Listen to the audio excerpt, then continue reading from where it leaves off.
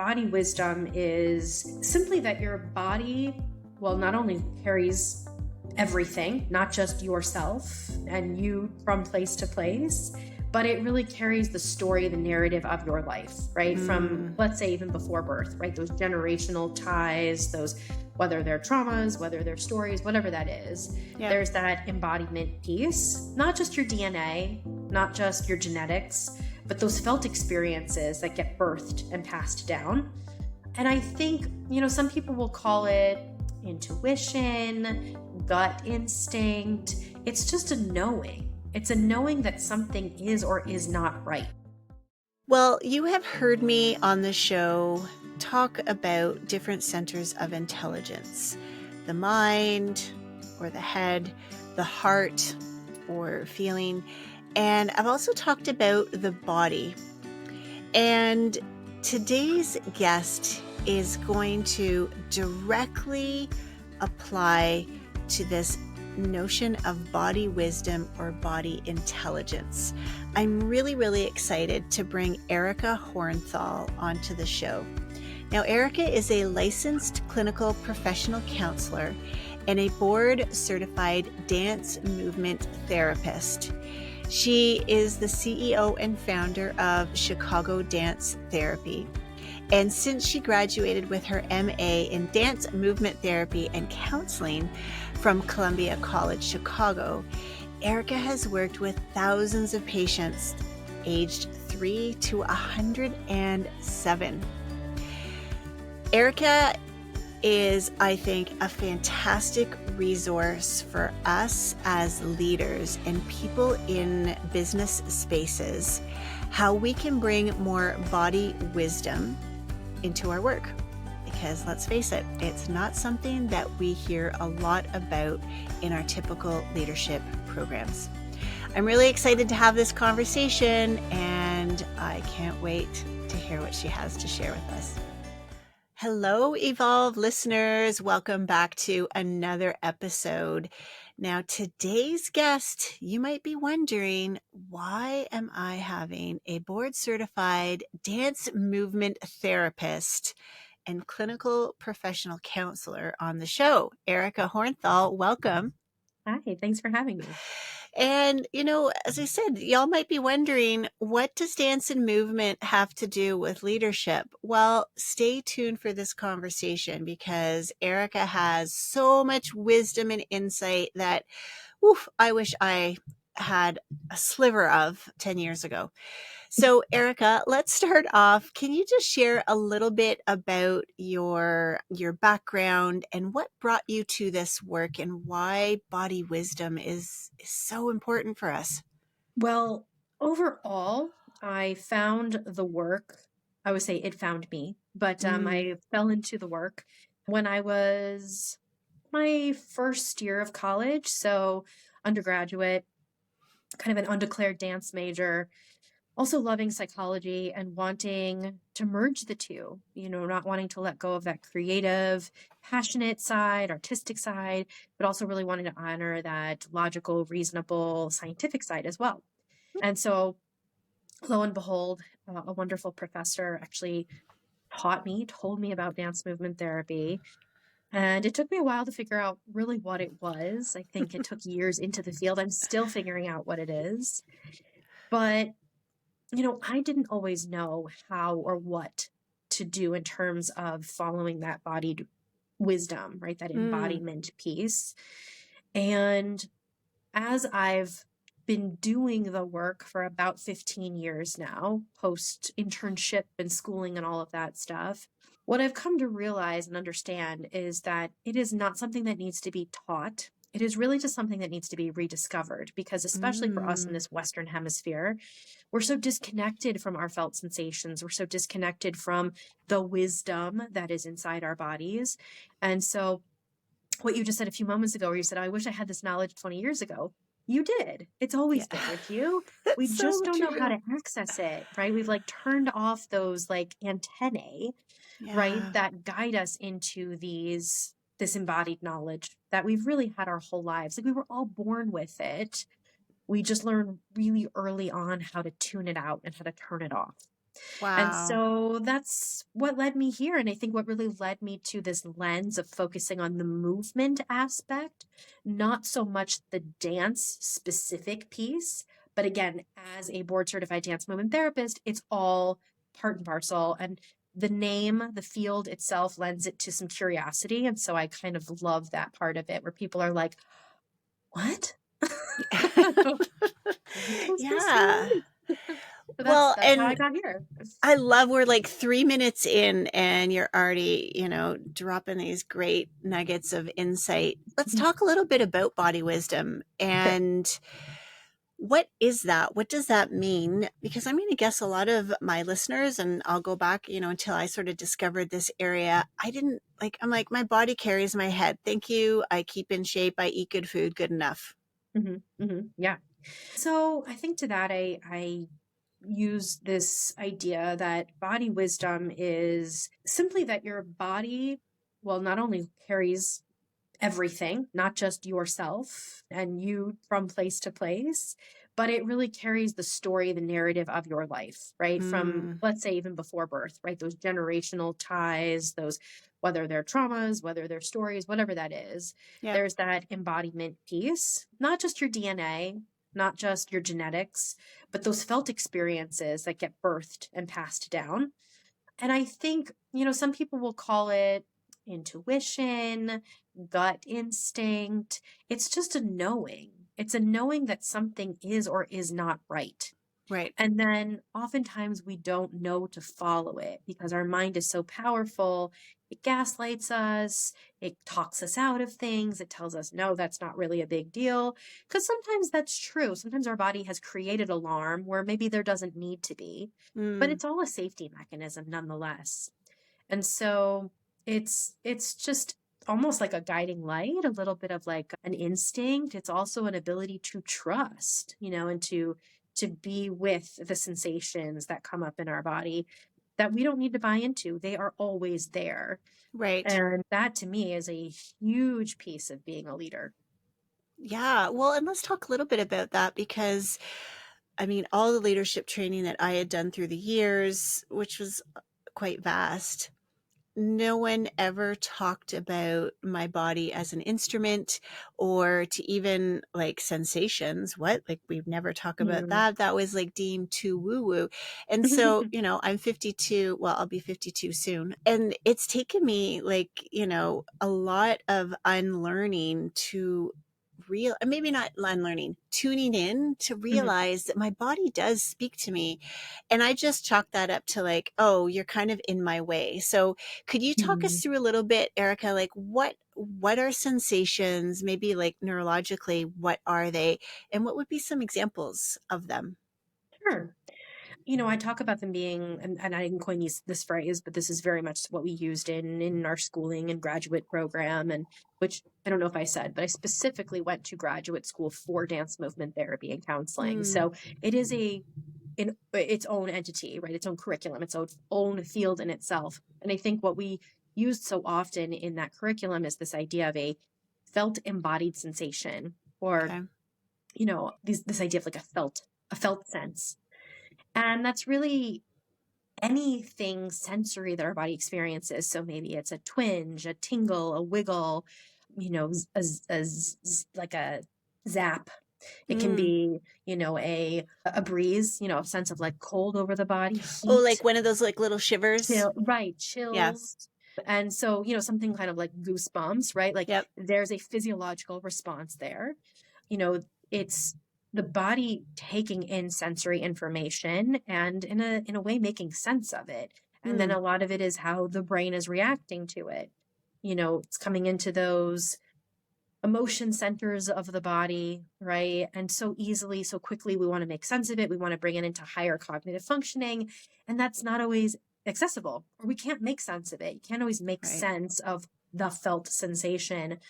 Listening to it, right, is kind of that, oh, something's happening here. Sometimes it's something's telling me not to turn this way. Something's telling me to, stop at this green light instead of go, even though I Right. should go at green. And can we listen to those things, the urges, the primitive kind of instincts, if you will, a lot of things that we had to do for survival as infants, as babies. And then again, as these, higher cognitive structures come into place, we're really good at overriding them. Oh, Mm. yeah, I feel a little uncomfortable, or I don't know, this is a little compromising, but I'll just push through it. Right. I'll I'll just push get over through. it, Right. right? Don't I've be, got to don't meet be that so deadline, silly. Right. right? Yeah. Yeah. That's how I like to explain it, just because it doesn't have to be super scientific. It is, right? There's science behind it. But I Yep. think we just have to understand that what we feel is valid, and it's not just it doesn't just happen, right? There's Right. signs and signals letting us know that something's going on. And so why do we need to pay attention to it then? I mean, I kind of know where that answer is going to go, Right. but because I ignored what was being said to me by my body for many years. But why do we need to pay attention to it? Well, first and foremost, if we're not paying attention to it or listening to it, we can't guarantee that others will either. So Mm. how we are treated by other people is often a reflection of how we treat ourselves. And, I tread very lightly with that, because that is by no means saying that, well, if others abuse us, we abuse ourselves, right? Right. But in terms of a boundary, right, being good to ourselves, respecting ourselves, if we don't have that sense somewhere in our body, we are not going to be able to enforce that or understand what's at stake when other people aren't honoring that as well. Yeah. So, embodiment, meaning like felt sense, right? Like, where do I hold my confidence? Where do I feel confident? I think it applies so much to leadership, because a lot of it is nonverbal communication. So Right. forget dance, forget this movement piece, which people are like, exercise? What? Just look at nonverbal communication. What you say to your employees, your staff, so much more in your nonverbal communication than it is in what you are actually saying. That's Mm. 85% easy, is how you're standing, what direction you're facing, what does your affect, your face look like, what's the tone that you're setting in your voice as you're speaking to your employees or to your, board members, etc. And we get really good at ignoring those, or treating cognition like it is the king, right? Kind of like ruling the roost. And what it really needs is a combination of the two. We need that mind body connection to help us set boundaries, create self care routines. You said, what happens if I don't listen to my body? Genetics is obviously a huge factor, but I know that if you don't listen, that a lot of what you suppress, right, becomes the dis-ease, right? So the Yep. dis-ease in the body, the tension, the burnout literally translates to disease. Yep. I love to say that the, body finds the place where that holds emotions we don't face, and so Yes. again, not to say that genetics doesn't play a factor, but if we're not paying attention to those tingles, those sensations, those can be the early signs of, you know, a stress induced, Yep. I don't know, heart activity, shall we say? I don't want to say full blown heart attack, but like, Yeah. the things that we associate stress with. It's like, that doesn't just happen. And it's not just because we're not, taking care of our cholesterol or our blood pressure. Like, that's all part of it.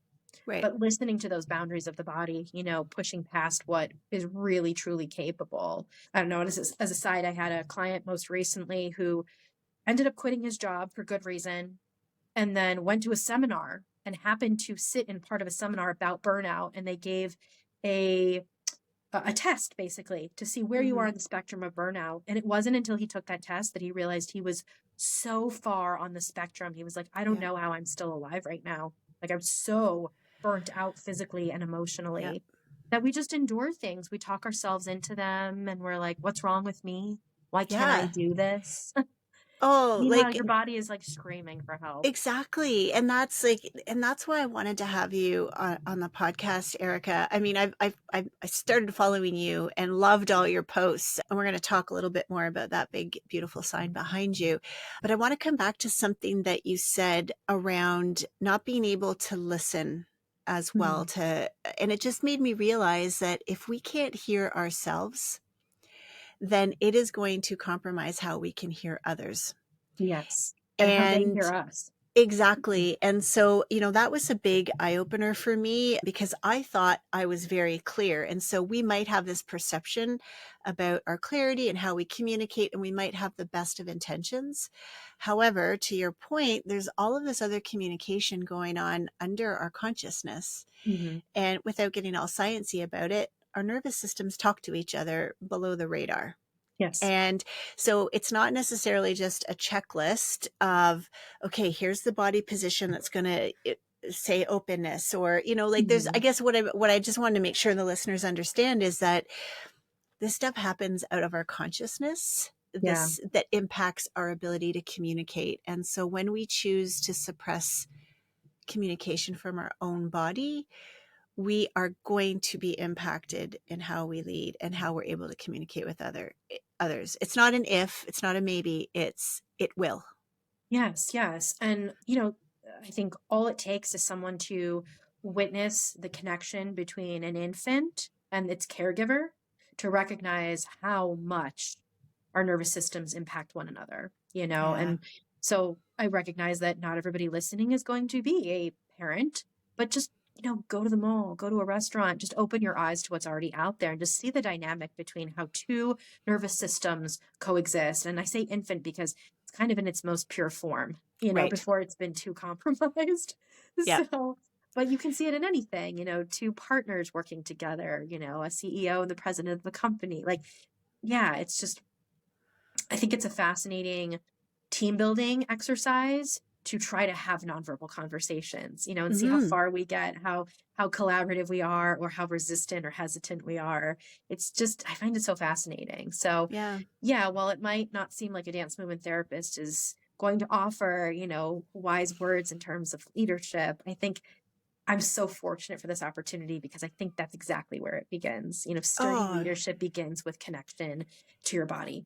absolutely. And, all those things that you were just talking about, co-regulation, we know that this is where strong teams are able to co-regulate, Hmm.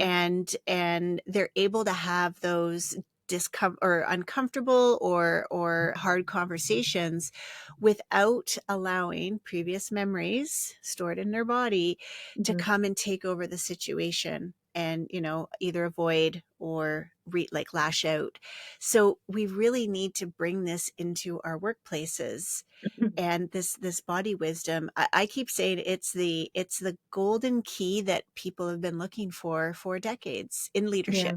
And as Mhm. you said, it's been around like for a long time. I mean, lots of other traditions Mhm. have valued this type of knowledge, correct? Yeah, yeah. And I mean, to just go back to the origins of just, I don't know, human existence, right? Like this is something that we've always had in us. Probably before we had these higher cognitive functionings, like, I mean, none of us were around at the beginning, but talk about evolve, that this is part of the evolutionary process, but it's almost as like, as we've evolved as humans and Hmm. become so cerebral and intellectual, which is one of the things that makes our species so great, we've also really undermined and ignored the power and use for the body for more than just physicality, right? It's Yeah. not just to run away from the tiger.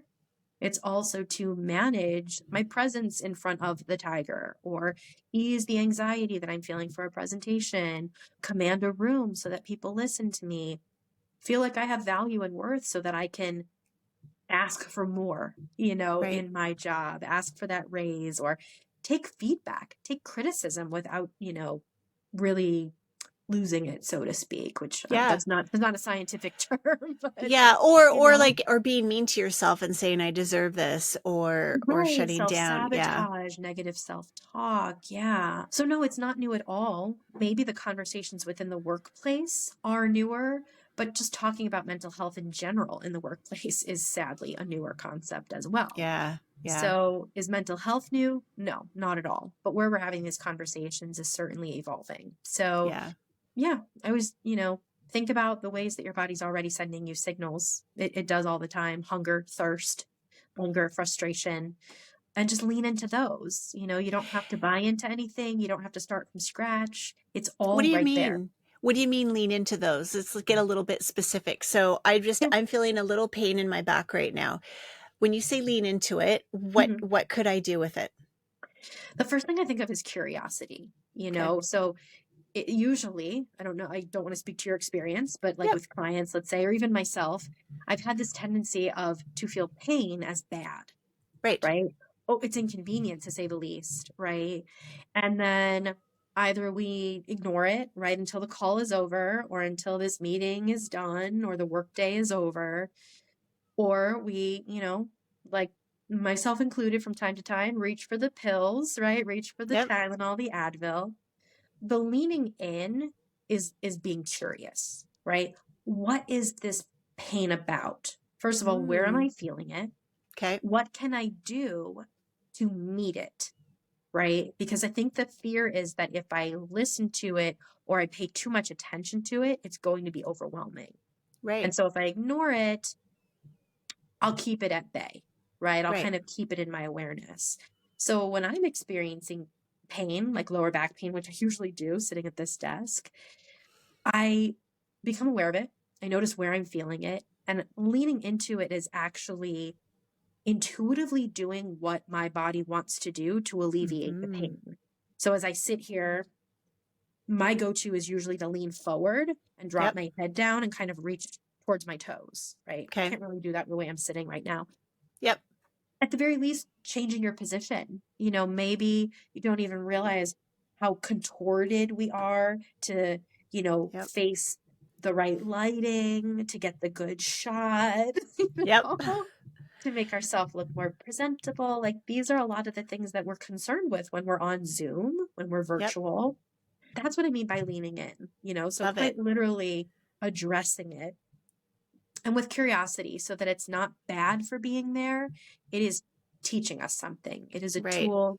It's a signal saying, I need some support. Like, Maybe literally we just need a little more support in our chair. yeah. And I mean, again, I just think back to even just 5 to 10 years ago, it'd be like, ah, my back, why is it like, and getting all mad at the fact that, there was this little pain. And as you said, treat it with curiosity, like, oh, thank you. There's something there. Mm. Now, what about, let's go with another type of sensation. I want to kind of stick with this. I really am hoping those who are watching or listening, we can get really kind of practical with it because it might seem a little bit like, well, what do you mean listen to my body? So Right. let's say I'm at work and maybe I don't have a pain per se that is like showing up in my back or my shoulder. What might be another sensation? Maybe I just have like a little twinge that goes off here in my head. How would you tell us to get curious about that? Like, okay, I've got a twinge in my head. Okay, great. What do I do now? I'm kind of being a bit of a pessimist on this right now Yeah. Well, for no, that's okay. I mean, I demonstration. think a lot of us are, right? We're like, oh, this is inconvenient, right? Yeah. Because this pain that I'm experiencing is diverting my attention from maybe what I really want to be focusing on, which might be Right. this presentation, this business meeting, this really important lunch, whatever that is, right? Yep. So, you're going to spend a lot more time and energy ignoring it and then having to deal Mm. with it later than if you just addressed it in the moment, you Love know? it. Love Yeah, it. like Yeah. conserve your energy, right? Manage the focus that you really want to tend to by focusing on what you're feeling in the Right. moment. Right. And so, maybe, yeah, it's a twinge, right? Like here, I often start with touch if that feels appropriate, self touch if that feels Yeah. appropriate. Like just touch where you're feeling whatever it is. If it's here and it's a Mm. little bit of a pressure, meet the pressure. If it's a twinge and it's like right here above your eyebrow, like touch it. I'm already doing something with it and I don't even realize. Like Yeah. I don't really feel a twinge right now, but I'm like massaging my eye.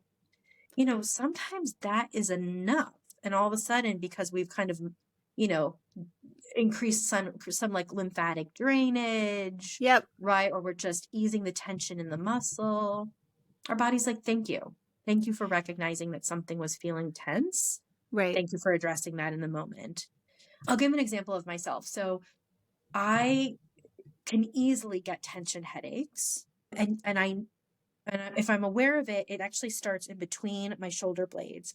But if I'm not aware of it, by the end of the day, I am like really tight at the back of my neck, and then it starts pulling on my scalp, and it's just tense. It's just a tight ball.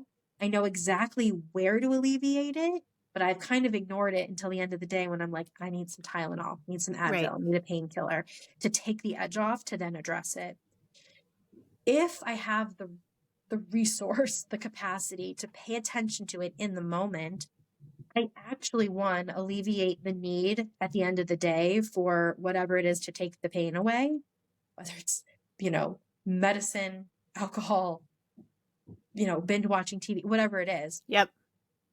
And I'm actually working on alleviating the tension as it arises instead of allowing it to build and build and build. Right. Because then when we have a lot of tension, we can't get stuff done. There's no Right. attention span for what we really want to work on. So for me, that might be like, remembering to roll my shoulders Yep. throughout the day, taking my arms and just, stretching them in front of me.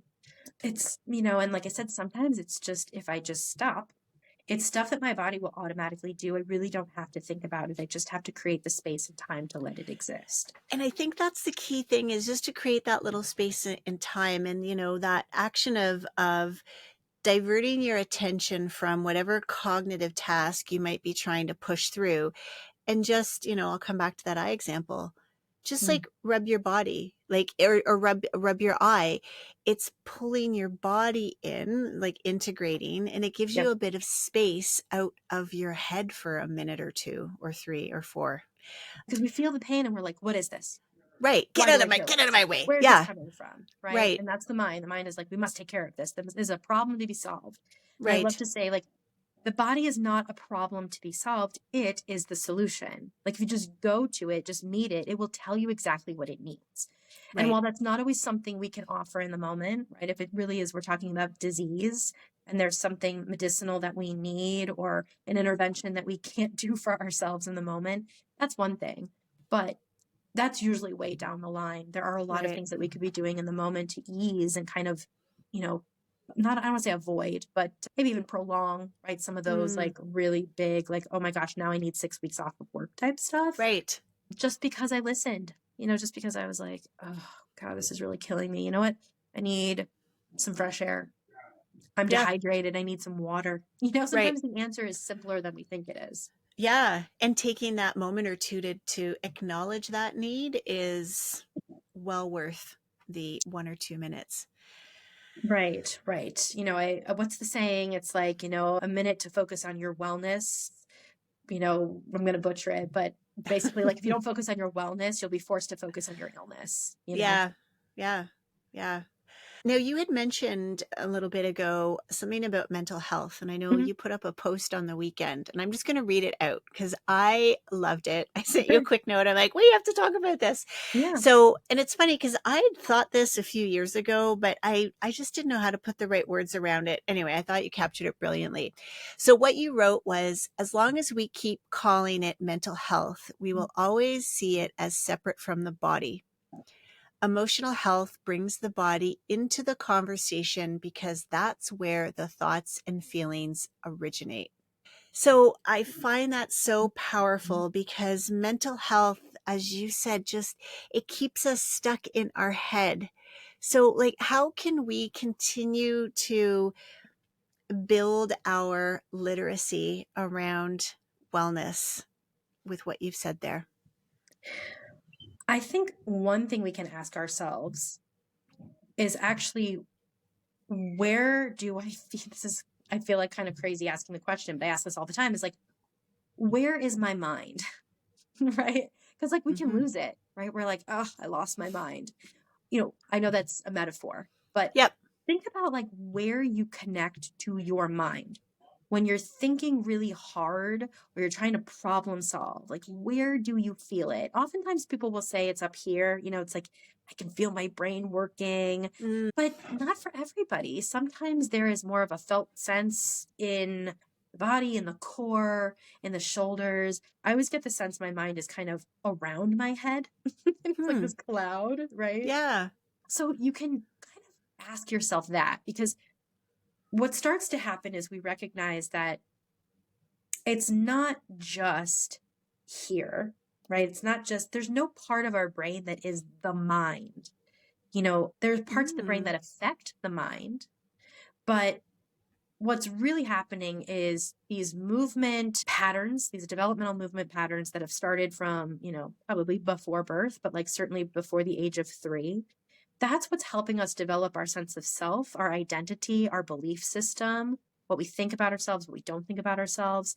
And then that shapes the conscious mind, right? The things that we interact with, the things we tell ourselves, that dialogue, right? That internal monologue that many of us have. So often we're trying to change that and not looking at like the origin of it, you know? So Right. there's this brilliant book, it was written a while back, called The Molecules of Emotion. Dr. Candace Pert identified molecules all over the body that are responsible for emotions that also show up in the brain. You know, so they're on our liver, they're on our kidneys, and our spine, they're just everywhere, suggesting that it is not just a brain thing. It's not just a cognitive from the neck up thing.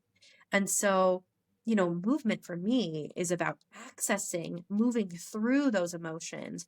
So if we Right. continue to call something mental and we're only identifying with the the The upper brain. part, right? Brain is Yep. still body, but if we're not bringing it Mm. down into the depths of our body, we're just perpetuating this disconnect, you know, that it's, oh, it's the neck up. Oh, it's cognitive. Oh, it's cerebral. Right. I like the emotional part because emotions originate in the body. They're dispersed everywhere. They're coming in through sensory experiences. And then those become our feelings, which are interpreted by the mind, right? I feel Mm. something. The mind says, oh, this is anger. I feel something. And the mind's like, this is jealousy, you know? And then it places judgments on it instead of just being curious about, where's this coming from? What am I feeling? Wow. How do I move through this? We just get stuck. So just opening a conversation, you know, behavioral health, I think, has changed. That's a step in the right direction. But then we're focusing on behavior, right? Right. We're like, Right. why does it have to be behavior? It could be emotional health, right? Where are the emotions? How do they lead to the behaviors? Which I think is quite different. It really is. And, you know, even understanding, I know when I first started dissecting the difference and understanding the difference between emotion and feeling. Mhm. And I remember reading, I don't know who to attribute this to, but emotion, energy in motion. I Mhm. was like, well, that made it really easy to understand that Right. this is something in my body that needs to move, Yep. right? And that energy in motion. Can you just repeat for us again? Because I want to make sure that the listeners really can capture what's the difference between an emotion and a feeling? Could you say that again? Yeah. So emotions are basically sensory input. You know, the energy and motion that you just spoke about, right? So it's energy moving through or sometimes getting stuck in the body. Right. The feeling is the construct that the mind creates, right? So Mm, I'm just going to go with like butterflies in the stomach, right? And my mind might say, oh, this is familiar. This is my anxiety, you know, or, oh, this is my excitement. You know, the body's not qualifying it. My body's not like, ooh, we're excited. It's just, ooh. It's like, oh, yeah. there's a flight. There's a jitteriness here. What is that about? But we so fixate or focus on that feeling state that's naming it, that's using the language that we were just saying, you know, it's just a small percentage of our experience. So it's not always about naming what we feel in terms of identifying a feeling state. Sometimes it's just recognizing the sensation around it. And we just don't have all the words to describe what we're feeling. We're really good at identifying it. I mean, we've got these emotion wheels and Yep. all these ways of qualifying it, but sometimes there are no words to describe exactly what we're feeling. And I think we've all felt Mm, that. Something goes beyond words. I'm too sad to explain it. I'm brought to tears. You know, I like stomp. We've seen, you know, I'd say just kids, but adults do it too, throw tantrums, right? yep. There's no word to describe what I'm feeling sometimes. And just to go along with what you Hmm. just said, to take it one step further, that so energy, right? Emotions, energy in motion. We can also see the way we operate as either going through the motion, right? Or going through the emotion. So sometimes when we're just going through the motion of something, that's actually when the emotions are getting stuck because we're just on autopilot. We're just Oh, going through to kind of get the job done, right? But if we're actually going through the emotion, we're bringing that holistic approach with us, right? And then I can actually be more efficient because I'm not ignoring the anger. I'm Right. I'm acknowledging it. This is really frustrating. Let's address that, do something with it, and then I can do my work, because it's really hard to get work done when you're frustrated or angry or, Yeah. feeling I, inadequate. I've spent a lot of years going through the motion, not I did realizing it. too. Yeah, me too. I think it's Yeah. a very normal thing for humans to do. Yeah. Well, and I think this is where, as my listeners will know, I will talk about trauma informed leadership. And this is to Mhm. me why body work has unlocked so many things for me, because emotion was trapped in my body. And, we just know developmentally, sometimes we can't access that. And we need to learn how to release that through other somatic approaches. So I've been seeing a somatic experiencing practitioner, and that has really given my body an opportunity to unlock some things. Mhm. Yeah. So I guess my question, what is my question exactly for you? Do you find in your practice, like, what can happen when people start to let their body give them wisdom? What Mhm. happens? A couple things. I think sometimes there's the recognition of, oh, I'm already doing it, right? Like, Hmm. just tell me what to do, right? How do I do this? And I think that first time where I'll just say, did you notice you said this? Did you notice you Mm, did this? Right? That it's already there. It's already there. We just need to be more aware of how it shows up at times.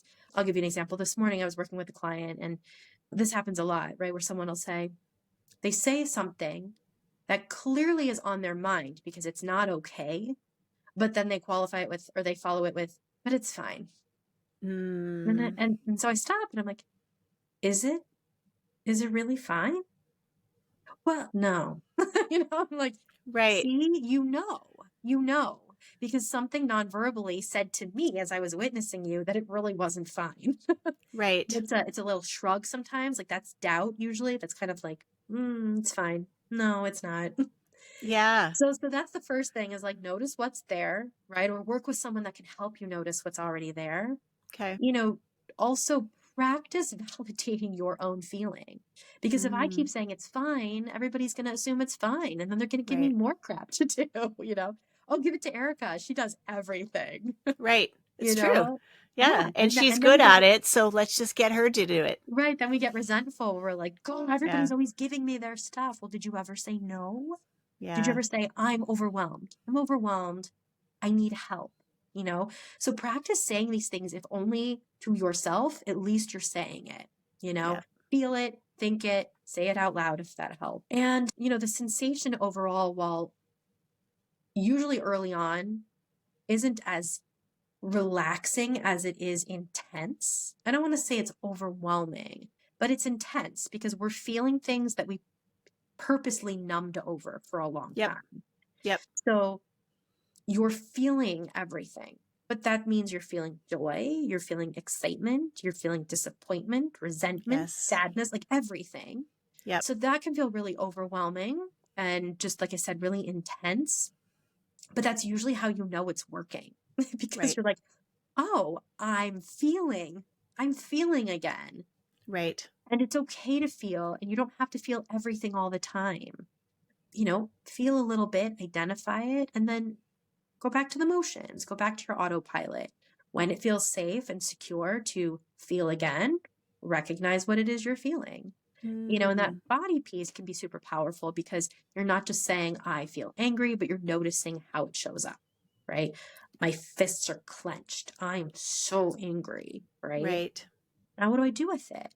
I can open my fists. I can, you know, punch a pillow. I can, so we're teaching ourselves to acknowledge it, to validate it, that it's okay to feel this Yep. and titrate it, right? The somatic experiencing, and then express it. Expressing it in a healthy, productive way so that Right. it doesn't impact my work, quite literally, right? We get, written up or demoted, or worse comes to worse, fired, Yep. Yep. which sometimes is a blessing in disguise, but for all intents and Right. purposes, that means we're without pay, which is usually detrimental for many of us. Yeah, So, not usually good. Now, you've got this beautiful sign behind you, and I know just recently mhm. your it's not a book, but it's got a little book inside. But your Yeah. product here, the movement therapy deck, I want to first of all encourage listeners to consider getting one. I know for me, I thought, oh, whatever, I know how to move. I can get up and walk and get a glass of water, or, I can go up the stairs. Can you tell us a little bit about why you created this and what you hope can happen with it for people? Yeah. So it quite literally came out of a need from myself and actually the community that I live in to process a traumatic situation, event. Mm, So I live just outside of the proper city limits of Chicago. I live in the north. I live about 3 miles away from Highland Park, Illinois, which some people listening might remember. There was a July 4th active mm, shooting situation just a few years ago. So being a therapist, a counselor, kind of sitting with like, can I help? Am I too, close to this? I felt that I was able to support the community through crisis counseling. And when I showed up to the local high school, just the recognition that everybody was carrying their story and that most people were starting with, tell me, how do you feel? mm. What's going on? What happened? Were you there? It's like, wow, those questions are so overwhelming. Not to mention that many of the therapists were traumatized, and so Right, their trauma response was to help people through their trauma. right. And that's hard for some of us to hear, like, wait, my therapist can be traumatized while they're Mm, helping me. But I just so badly in that moment wanted a resource to share with people. They were giving out crayons and coloring books and markers and squishmallows and basically all these things to help people express non-verbally what they couldn't put to words. And I was like, right. where's the somatic piece? Where's the movement? And it's not just like go jump on the treadmill, because if we're in that flight response, running on a treadmill is just going to encourage Make it that go. flight Yep, response. yep. So I had already been working with a publisher previously, and I approached them with this idea. And I was like, this is what I'm thinking.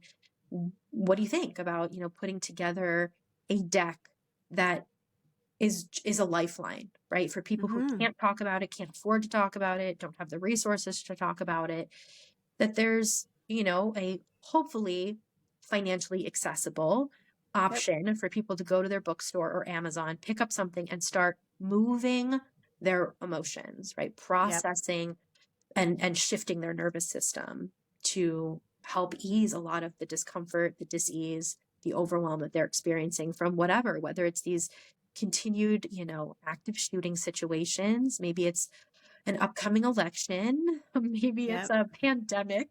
Like, Yeah, well, we're there's not no immune. shortage, right? Yeah, There's there's no no shortage of shortage. of horrible Right. And so that's quite despair. literally, yeah, where it came from, was like a real need from my own community. Yeah, and it's very different because it doesn't need to be facilitated. You can quite literally pick up any card I and have them all try here. the experience for yourself. There's no wrong way to do any of it. So, No, and what I loved, so I was going through all of them and I was very proud of myself. I thought, oh my gosh, I do some of these things and I do them now with intention. I yeah. think that was the difference. That was a big difference for me. Was like, oh, okay. So like last night, for example, I was feeling really sluggish, not feeling myself, and some of the ones in the orange category, I did a bunch of those before I went to bed, Oh, nice. and I had the best sleep last night. Are Oh, they related? Who's to say? okay. I think there very well could be a Right. connection. I don't think In they're any disconnected, but I mean, Yeah, yeah, I can't put that on the back. Guaranteed better sleep. exactly.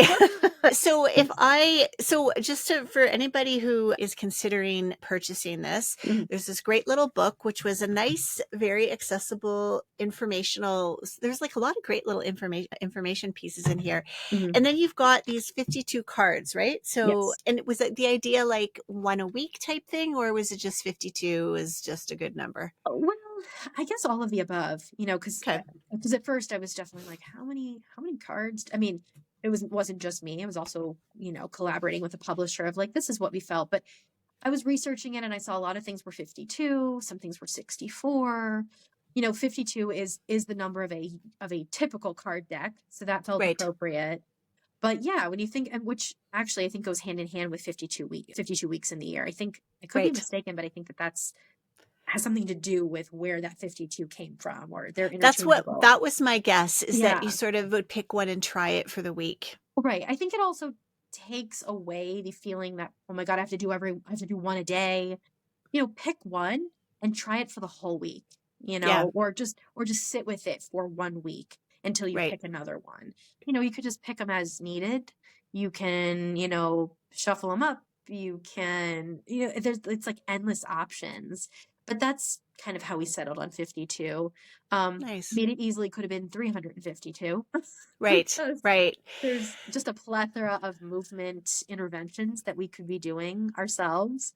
But these were also the ones that I kept seeing the most, the ones that I resonated with, the ones that I share with my clients. And I make it very apparent that they were not created by me. They all have Yes. an origin somewhere. And so as you're reading through them, you're like, wait a minute, I've heard this before. That's Right. why, because Yep. it was like, systemic analysis, like a meta analysis of all the ones I Yep. scoured around the internet, that I Yeah. thought this is accessible. A lot of these are very It easy really for people to is. do. It really is. And so, there's orange, there's green, there's blue, and there's red. Was a color delineation on purpose? Yeah, well, yes and no. The colors themselves, not so much. It was just Yep. the design team that came up with the Okay. beautiful colors and designs. Yeah. But the 4 categories, right? So they're broken into dance Gotcha. and movement, they're broken into sensory, they're broken into floor work, which is the ones that you did, and then breath. And so, yeah, it wasn't like, oh, breath has to be blue or, dance has to be purple, but you'll see them delineated and they're pretty easy to figure out, right? Like They are the breath parts very are easy. breath.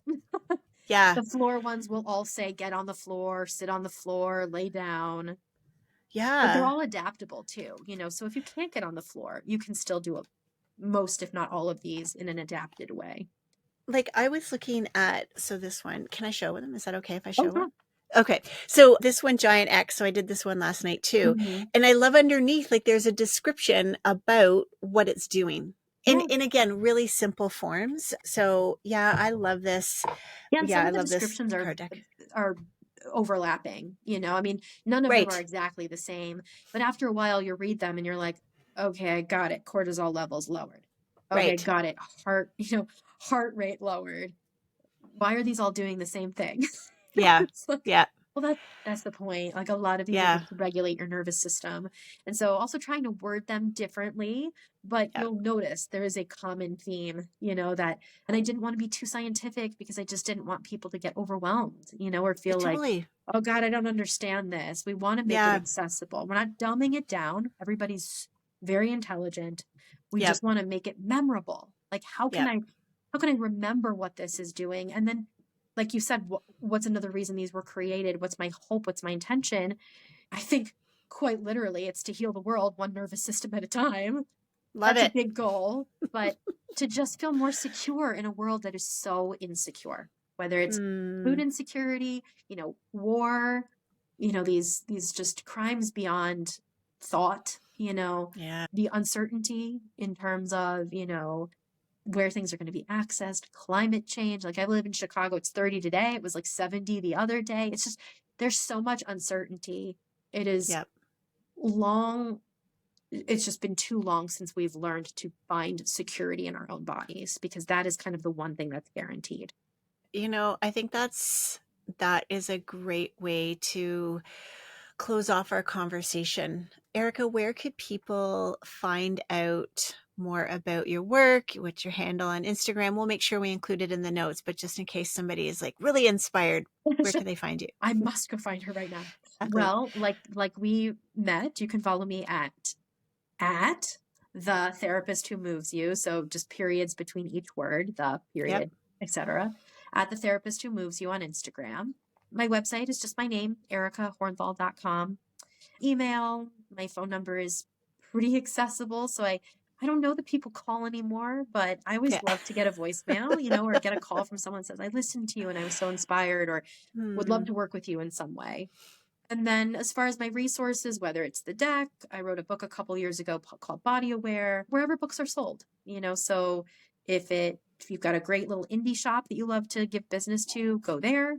A lot of Yep. us are looking to support certain, certain owned businesses, like Black owned business. Like, go where you want to put your resources. But of Right. course, Amazon is a big one, Barnes and Noble, etc. So, and I have some free resources just simply by like signing up for my mailing list. So, Wonderful. Well, we'll make sure that those links are included in the show notes. cool. Now, before we press the end button, I always like to ask guests a few questions, 3 questions in particular. Does that sound good? Yeah, I'm ready.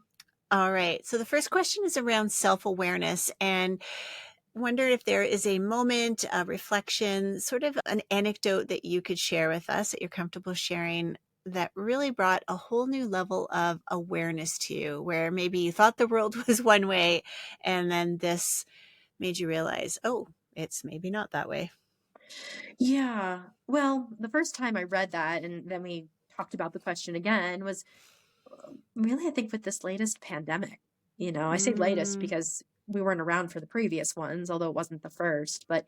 And I don't think it was so much the pandemic itself, like the COVID situation, although that was like, whoa, where is this coming from? And like, I've seen this in movies, mm, but I think it was watching the world react, mm, seeing the empathy that was there, the hope, but also just how harmful we can be to each other, and that I don't want mm, to dwell on that, but when we were quite literally locked down in many ways, not just because of, literally being in our homes, but the way we communicate changed, our access to arts and creativity changed for a lot of people.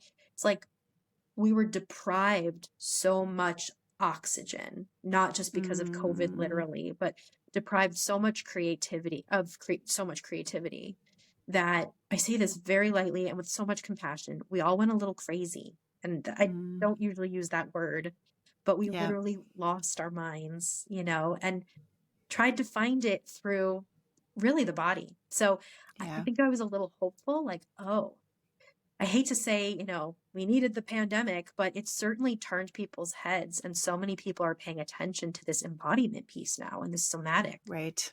because it Yep. was collective trauma. We all went through it. We're still going through it. Okay. So that changed my perspective in many, many ways Mm, wow. and forced Yeah. me to adopt more embodiment practices because I was Yeah. like, I'm losing my mind. I must find respite in my body. Yeah, yeah. Well, I hear you. Yeah, I certainly dance in my kitchen a lot more, that's for sure. Yes. So now my second question, I mean, literally the whole answer to that question is in this deck.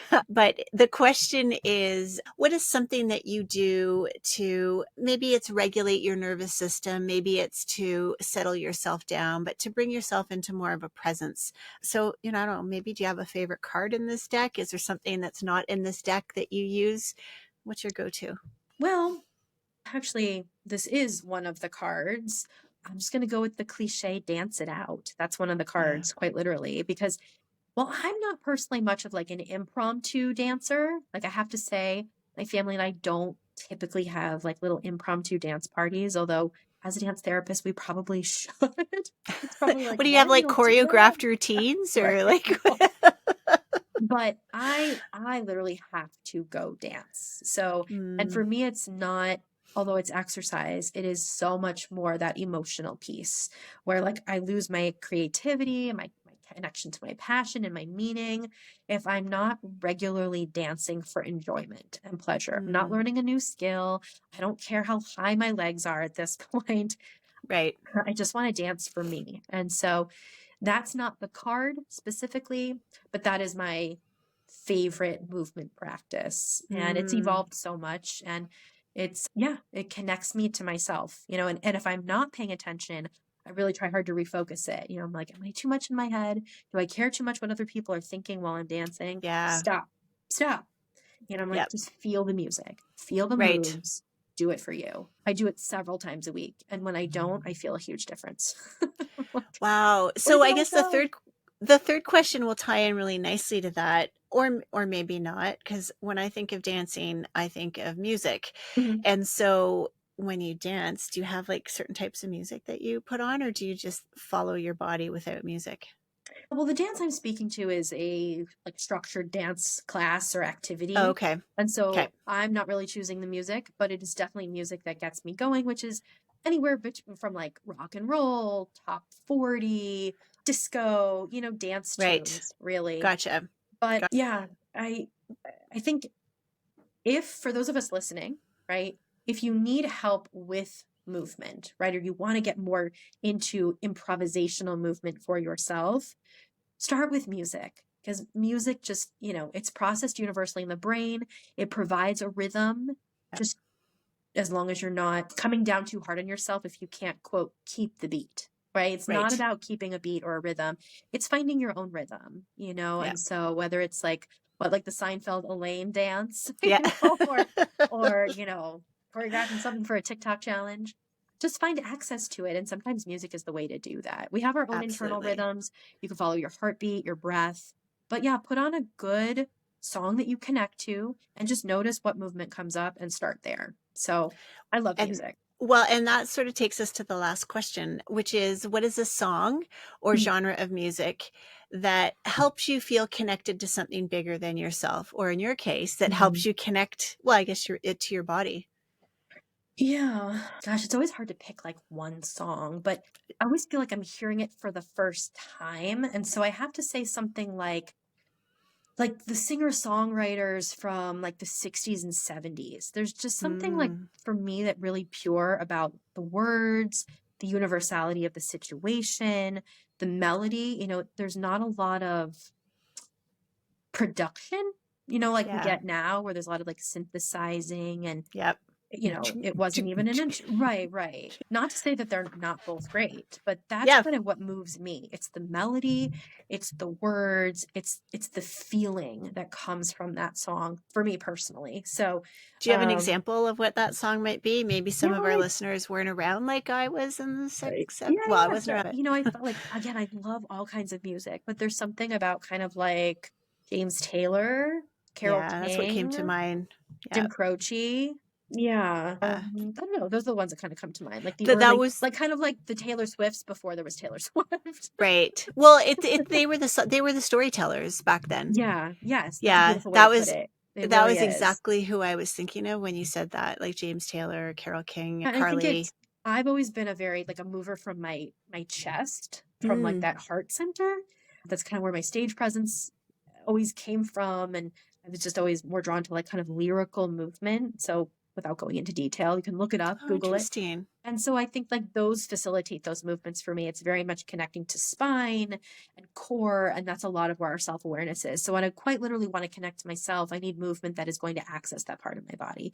And that for me does it, right? Where Wow. depending on your culture, your background, like, you could listen to dance hall music, you could listen Yep. to polka, you could like something that connects to your culture, your sense of self. That's the Yep. most important, I think, for me, kind of rhythm or kind of Yeah. music. So ask yourself those, right? Not what's trendy, not what gets you to Yep. twerk, but like Yep. what moves me internally. Those are the Right. songs and the melodies and the rhythms we should be listening to more often. Wow. Well, Erica, thank you for all the work that you are doing and putting out into the world to help us get more connected to our body wisdom. I hope that your movement deck continues to, enrich many other people beyond just me. And yeah, good luck with everything in that work. And thanks again for coming on the show. Oh, thank you so much for having me. It was a pleasure. So, what did you learn about your body wisdom in this conversation? I know that this notion of intelligence in our body was groundbreaking for me. And it was through my understanding that the body was a system of intelligence that I had completely ignored. It was through that lens that my current work in trauma-informed leadership really came to be. And so I hope that you were inspired, maybe learned something, or maybe it stimulated a bit of curiosity to help you on your path of learning more, unlocking more, getting more connected to your own body wisdom. Thank you so much for tuning into this episode, and it would be fantastic if you could leave a rating and subscribe to the podcast on whatever platform you are listening to. Thanks so much for tuning in, and we'll see you next week.